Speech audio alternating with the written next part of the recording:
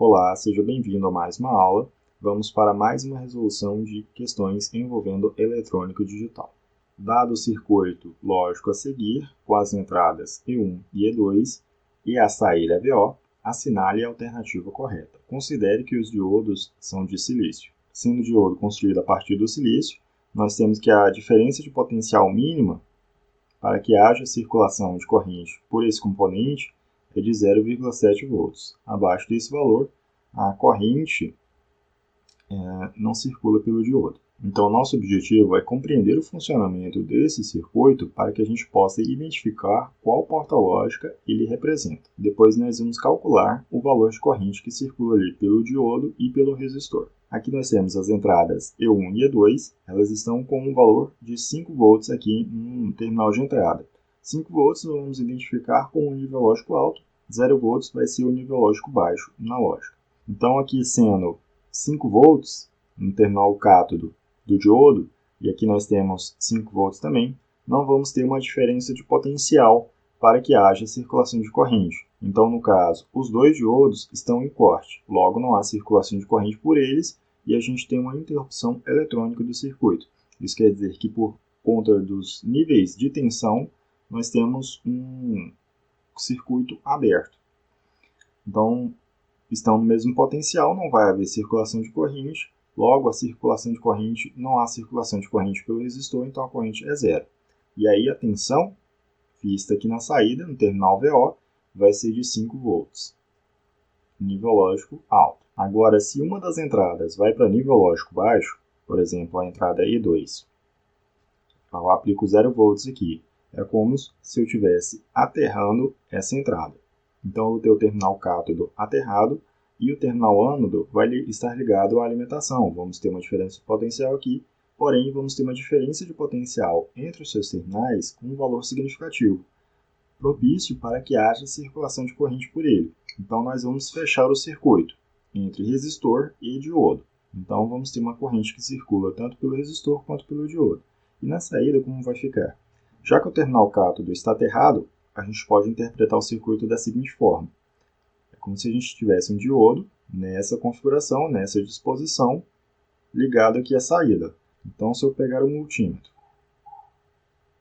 uma ponta de prova, colocar aqui na saída e outra ponta de prova aqui na referência do circuito, eu vou encontrar a queda de tensão do diodo, em torno ali de 0,7 volts. E aí, em termos de níveis lógicos, por exemplo, da família TTL, a saída vai ser considerada nível lógico baixo. Então, quando um dos diodos está em condução, eles estão diretamente polarizados, nós vamos ter uma circulação de corrente entre o diodo e o resistor. Nesse caso, nós podemos definir, já que há circulação de corrente, nós podemos definir qual o valor dessa corrente. E a corrente vai ser o seguinte, a diferença de potencial aqui, né, da fonte, 5 volts, menos a queda de tensão do diodo, 0,7, dividido ali pela resistência do resistor, 1 kΩ. Aqui em cima vamos ter 4,3, 4,3 dividido por 1000, vamos ter 4,3 miliamperes. Então, esse aqui já vai ser o valor da corrente que circula ali pelo resistor. E agora agora que a gente, em termos de tensão, níveis lógicos, a gente conseguiu identificar o funcionamento do circuito, vamos identificar agora o funcionamento da lógica dele. Perceba que quando estamos com as duas entradas em nível lógico alto, a saída é nível lógico alto. Agora, quando uma das entradas vai para nível lógico baixo, a saída tende ao valor, né, ali os níveis de tensão, né, que correspondem ao nível lógico baixo. Então, nós temos o funcionamento aqui de uma porta lógica IND. Então, a alternativa que identifica tanto a porta lógica quanto o valor de corrente vai ser a alternativa D.